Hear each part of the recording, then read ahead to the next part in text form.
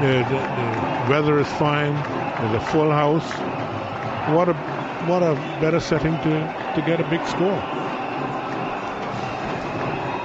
23 and 33 so far in this tournament for Quinton de Kock. This time short of length from Bhuvneshwar. Kumar tried to pull it, did not get enough bat on it, down towards square leg. Jasprit Bumrah, the fielder there, he runs in just the one run. And we saw Hardik Pandya stretching. A case for perhaps bringing him on a bit early within the first 10 overs? Well, yes, you don't want the batters to get accustomed to the bowlers of such. So when you look like they're sort of looking at ease, you want to change the run. And I think they have that sort of bowling attack at the moment that they can move things around a bit more. Kumar once again to Amla. This time glided down again towards third man. Bumrah again in action. Just the one run. Amla moves on to 9. And score for South Africa 28 for no loss. And we've seen in both the first 2 games South Africa very content at playing it slow. Obviously Pakistan got a few more wickets than they would have expected, than South Africa would have expected in fact. So this strategy in keeping with how South Africa have played this tournament. Yes, I think that South Africa has done pretty well in that respect, and I'm sure that they'll continue in that vein. They're the number 1 side in the world. They are ODI so number 1. You can only get there by being consistent and using your intelligence really to get there, and they've done so. So I feel that is why I think that this game could be a very tactical sort of game. Change in field is a wideish fourth slip, I would say, for Quinton de Kock as Kumar bowls. Fuller on the off and middle, he just turns it towards mid-wicket. Ravichandran Ashwin was standing at third man. He's been brought in as that wideish fourth slip, or a gully fielder if you want to call it. The Jadeja has dropped back to, well, a squarish third man, if you will. Is extra cover and cover in position. Huge gap towards that point area. Oh, swing and a miss there from Quinton de Kock. Short of length on the off stump. Tried to hike it over mid-wicket. Play and a miss. Beaten for pace, perhaps. 86 miles per hour. Yes, and this guy is quite nippy. He doesn't look so, but he is.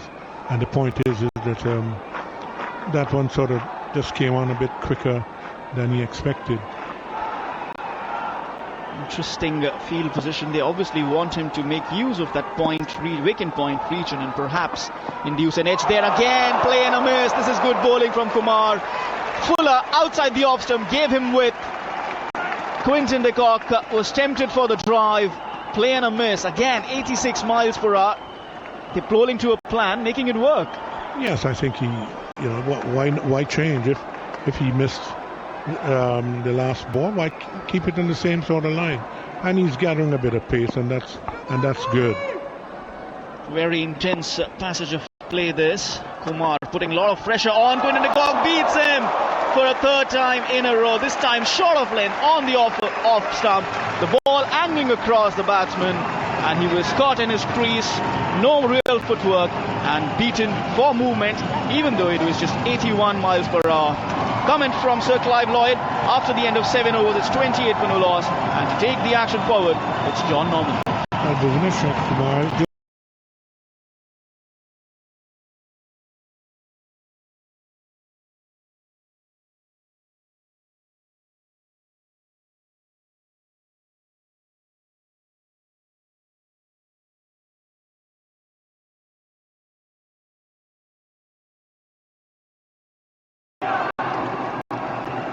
A little bit of grey cloud overhead, as has been the way of this tournament so far, but expectant crowds. A lot more shirt sleeves than it was a couple of days ago, as Amla is across his crease and just taking ball outside off stump and pulling it round the corner down to fine leg for a single. He moves to 10 and scored 29 without loss in the 8th over in this crucial group stage game. It will be the final match for one of these two top teams, ranked number 1 and 2 in the world, South Africa and India.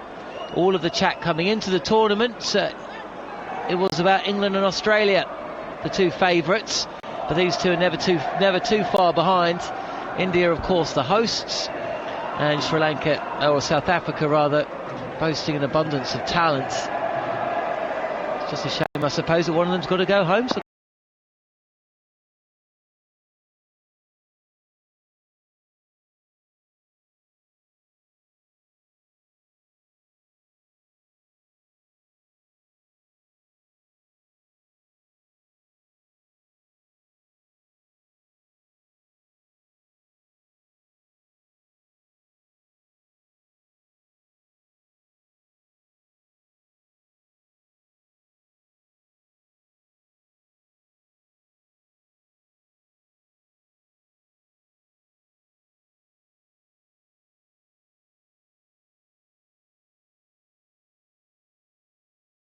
and then back in their bowlers later in the game. Yes, but he's hitting the ball quite well. He's not missing anything. He's timing it quite well. Amla. Bumrah is in again and touch fuller and played out into the covers by Kock. No run.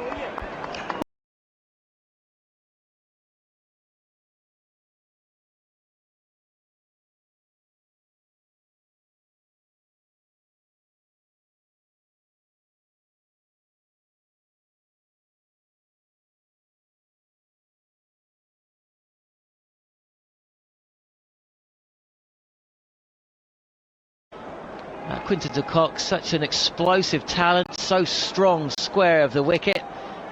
He didn't play in the Indian Premier League. I think he was supposed to be playing for Delhi Daredevils, but injury ruled him out.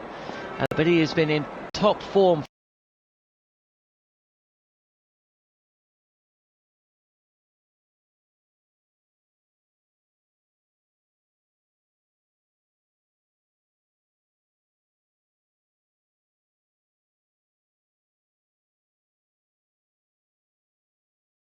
And that came onto him rather quickly, so he didn't get a chance to place it. That was an incredible situation during the IPL, actually, Sir Clive, when Hashim Amla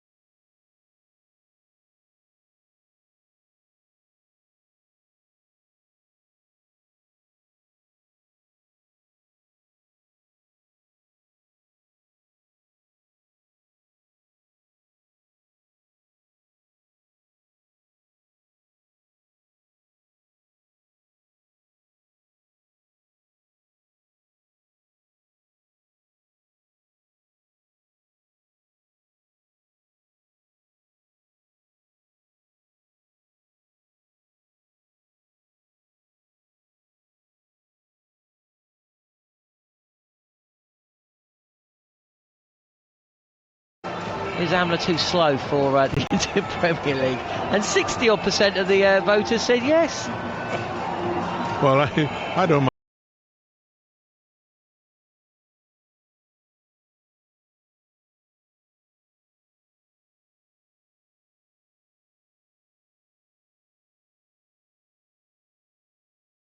I mean, I suppose with a game like this, Sir Clive, when it is knockout, when there's so much pressure, it's just about starting well. And you'd have to say that actually both these teams have started well today. They'll both be relatively happy with where they are, with a score 31 without loss in the ninth.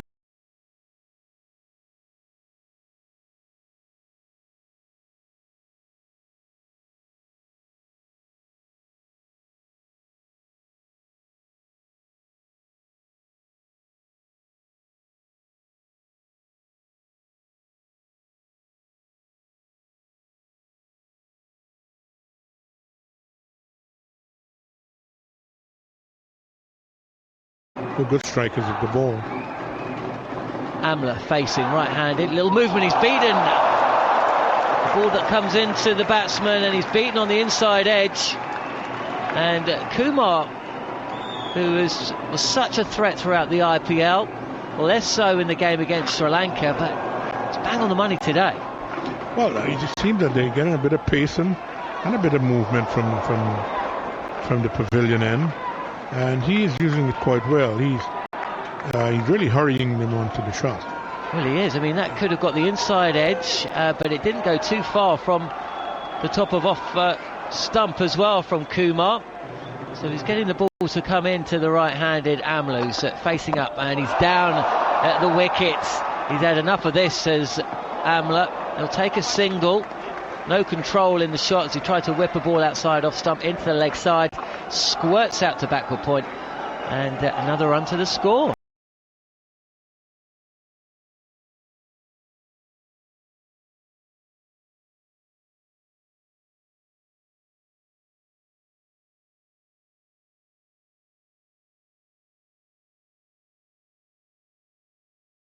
Seen him miss straight balls playing across the line in the last year or so. Still an absolute class act though.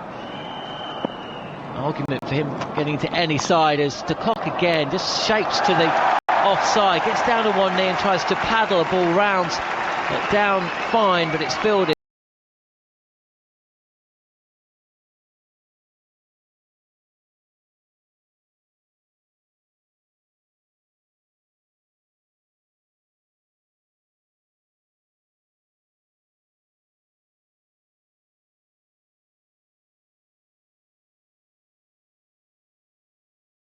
Bowlers. Yes, it's obvious because the Indian bowlers seem to be they're on top at the moment. So the South Africans trying to play different shots to put them off their line and length. Kumar in again and back of a leg straight again to Amla, who defends. 33 without loss. We're in the 9th, and you're listening to India against South Africa in the ICC Champions Trophy, live on TalkSport 2 in the UK and around the world on Cricket Radio. Absolute pleasure to have you with us here at the Oval in South London. Another packed crowd. There's still a few seats available, but I think that's just because people are a little bit late coming to the ground. I know that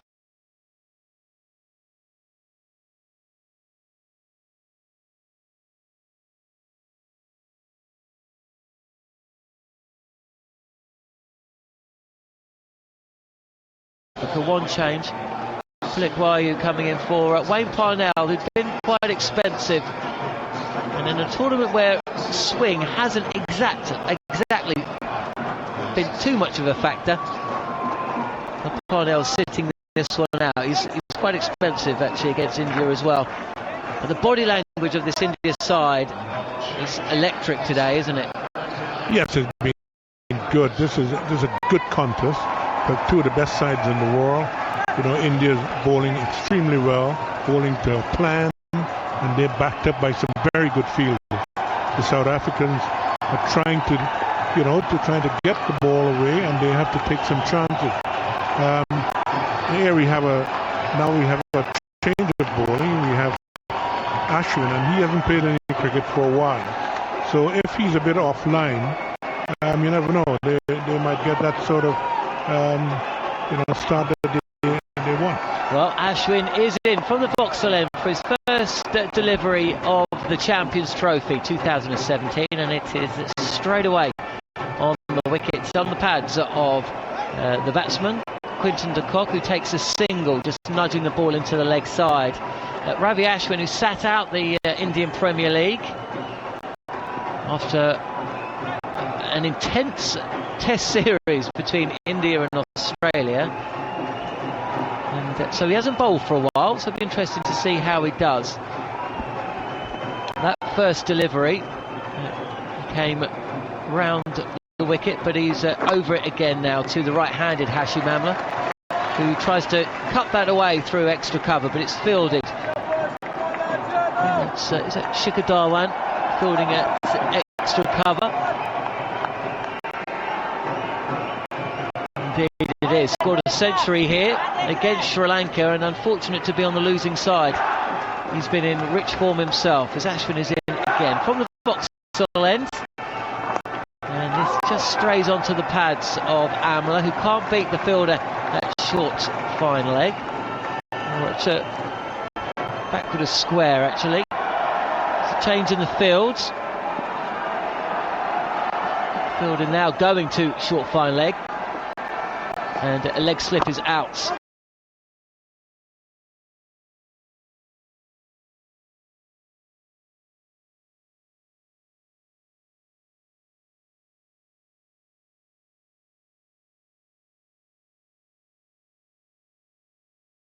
No real signs of any real spin, just as of yet. Tossed up again and defended on the front foot by Amla. He's probably, just like we are, Sir Clive, trying to see just... That's a hint of turn. He just had the ball before. Right arm over the wicket, and he's back on the cuts. And he's beaten outside the bat there. Dhoni collects. That's the end of a decent first over for Avi Ashwin. And after 10 overs at the Oval, South Africa 35 without loss. Yes, this is a very good contest here between bat and ball. And the captain too, I must give him some credit because he's thinking, he's moving around. The bowlers are responding by bowling into the right line. And the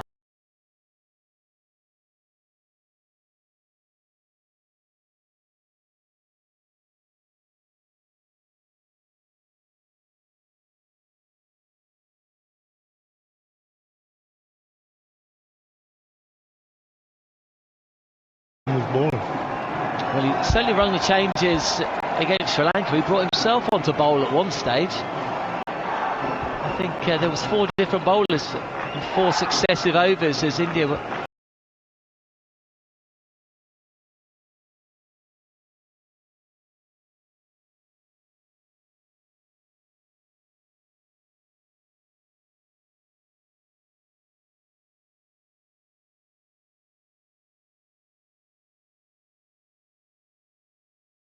Problem with the sight screen, just waiting. There is another change at the pavilion end. Hardik Pandya, who was targeted somewhat by Sri Lanka whilst bowling from this end. He was quite expensive.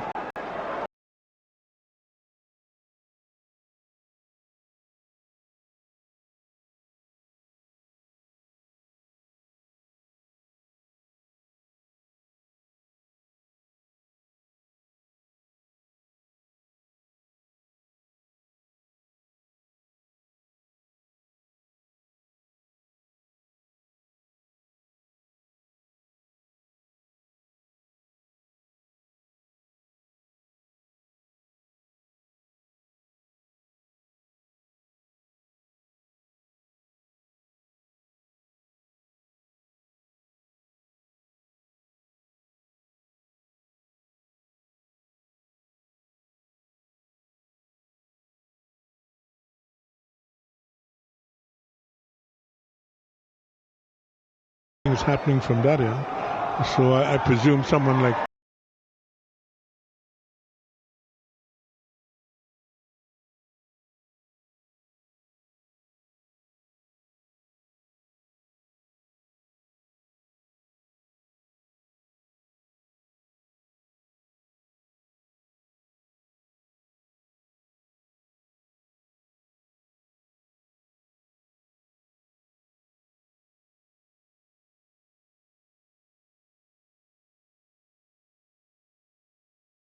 later on a little bit of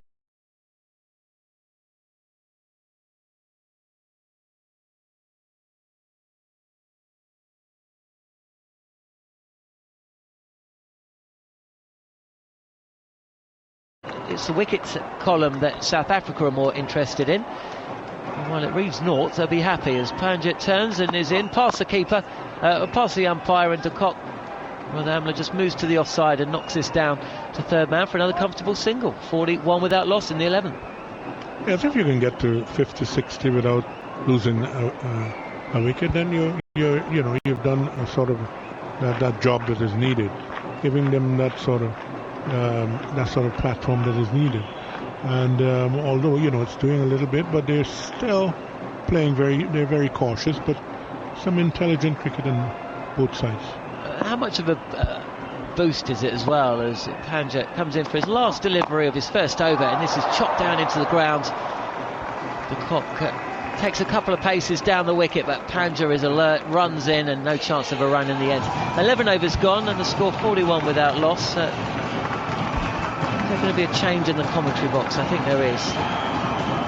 Fresh from his exploits on Cricket Writers on TV, glad to say that Derek Pringle, former England bowler, is about to join me in the commentary box. And Derek, we sat alongside each other for a lot of the IPL. It wasn't a successful tournament for the two captains today, Virat Kohli and AB de Villiers, but a huge boost for South Africa that de Villiers does play. There were some questions over whether he would even take the field today. Well, he was going to drop himself, was it? It was injury more than anything. Yeah, I mean, he's got a bit of a shoulder problem, but does that really affect batting that much? I'm not so sure. Well, we shall see. Is it might have affected it so far. I think he's got 2 single-figure scores and his first golden duck in over 200 ODIs last time out. This is played to mid-wicket for a single. 42 without loss. Sedate start here today.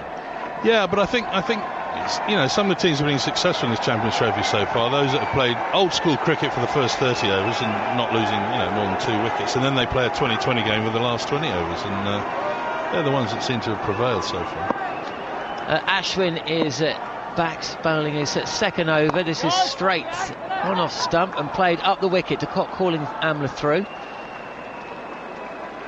The problem, or is it a problem, that South Africa's mindset at these tournaments, just when under pressure, just seems to be a bit like England used to be. As our old friend Jack Bannister said, I've got one for you, John. Go on. That's Amla is in over the wicket this time, and Amla is down on one knee trying to sweep, but no real timing, and he just comes through for a single. Gone.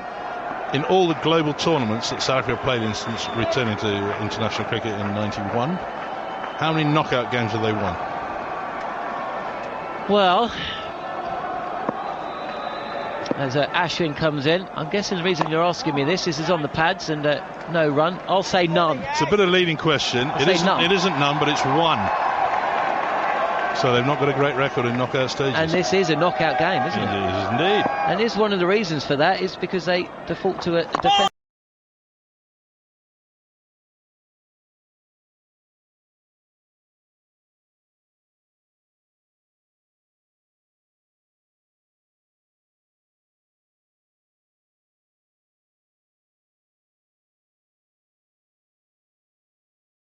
Over here, they've done it since the 90s, but you know, it's this global tournament. Ashwin again, this is dragged down somewhat, and the fielder at short fine leg is beaten, and that means it'll sail away for a boundary along the grounds, and that was a bit of a rank delivery from Ashwin. So 48 without loss, and de Kock that moves to 28, Amla 15. I think it's a little bit like England in football playing taking penalties. There's like it becomes part of the narrative, the psyche. There's a blockage. You cannot go out on the field and take a penalty for England without remembering the past, and maybe that blights South Africa as well. Well, they're constantly reminded of it in their media, I'm told. So yeah, you could be right. You know, the way they started this game. If this was England, they'd be getting canned right now, wouldn't they? Yeah, but if you think the ball, you know, I assume that de Villiers would have fancied bowling first. So if you think the ball's going to nibble around, if you go and play big shots, that is a high-risk strategy. You could be 3 down for not very many, and then you're probably out of the game, really. As we saw against Pakistan, actually. This is Amla. Pandya bowling from the pavilion end, where there has been a little bit of movement, bit of nip. And it plays up to mid-off for no run, 48 without loss. I mean, there's usually pretty good pitches here at the Oval, but this one, you know, the bowling, how many overs we had? 13 overs, 12 overs? 12 overs, and you know, it's cutting up, the footmark's cutting up a little bit, so maybe it'll be a bit of grip when they bowl later on, you don't know. Pandya turns, and it comes in, right arm over the wicket. This is full on the pads of Amla. Flicks it to short mid-wicket, fielded. Metre or so to the right of Ashwin, and that would have raced away for a boundary. We've only had the 4 of them so far, 3 to de Kock and 1 to Amla. Amla's going at a strike rate of 40. And I know that I hear what you're saying. He's booking in, John, for a bit of B&B. We are in the 13th over now. By this point yesterday, England were approaching 100 and they had 3 wickets down. This is dug in, banged in shorts, outside off stump. Amla shapes to take it on, then decides against it. Strike rate drops to 39.5. Keep a beady eye on that strike rate. Well, you know, it's interesting because often you have a sort of yin and yang opening partnership. You know, one who plays all the shots and one who doesn't. And England have got Jason Roy and Hales, who seems to take his time a little bit more now, and it's Roy's job to go out and smash it. But of course, it's a high risk strategy as Roy's finding, because he hasn't really put a score together for a while. No, absolutely. It was an incredible game yesterday, the way that England just kept going at a much vaunted Australian pace attack, and in the end, you know, they won that game at a canter. But they had already qualified for the semi-finals. Yeah, the pressure was off a little bit more, wasn't it? A little bit of movement again towards the offside by Amla, and he drags that into the leg side for another run. 49 without loss, 32 in the 13th over of this must-win game.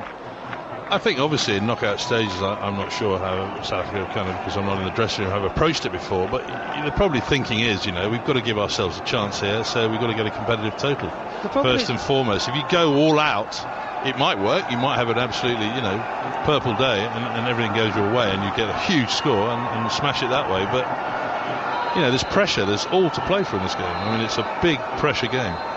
Thoughts of Derek Pringle alongside me, John Norman, on TalkSport 2 and Cricket Radio.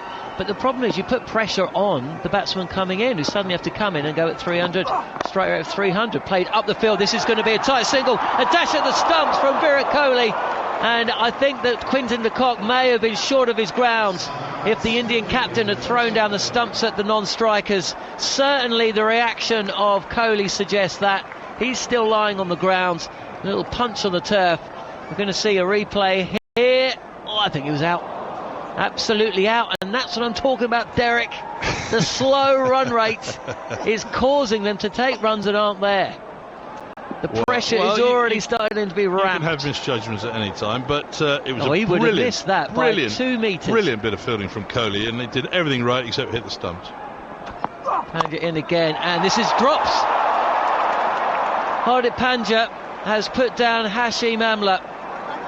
We saw the same bowler put down one of the Sri Lankans on Friday, Mendes I think it was, in his follow through. A tough opportunity driven straight back at him, and he's got fingertips to it, but it's gone down.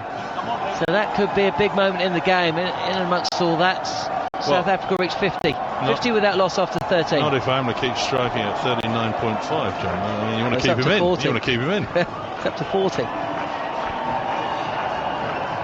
There was never a run there, Quinton de Kock. Now, are you telling me that was just a misjudgment that could have happened at any time, or was it symptomatic of where South Africa find themselves? Well, Quinton de Kock, to my mind, unless he's changed, is a big shot player. Surely he should have been playing a big shot at it. It's Quinton de Kock facing Ravi Ashwin. Plenty of loop here, and de Kock is down the ground and almost yorks himself, plays the ball back to the bowler, no run. 29 from 39, Quinton de Kock. This is down the angled on leg, picks out short mid-wickets.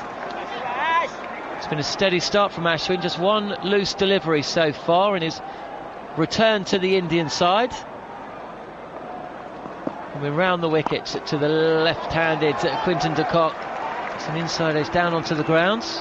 No run again, and he's rattling through the overs. Not quite as fast as Ravi Jadeja does. A slow left armour. And the off-spin of Ashwin is in, and de Kock is down. Plays this up to long on for a single. 51 without loss in the 14th. I mean, de Kock, to my mind, when I've seen him back before, he seems to be a very aggressive batsman, and he sort of changed his modus operandi a little bit. Well, they're not giving him anything to cut or pull. That's one thing, but you're absolutely right. There's acres of space over mid-wicket. He's not targeting there, and extra cover as Amla just helps on round the corner for a single into the leg sides. I mean, is that good bowling, or is that have the data men said we want to be at this score after this amount of overs? He is a damn good bowler, Ravi Ashwin. It's not just against Ravi though, is it? And remember, Ashwin hasn't bowled in about a month and a half. Wide of the wicket this time, and coming into the left-handed to Kock, who can't beat short extra. So that is another tidy over for Ravi Ashwin. 14 overs gone, 52 without loss of score.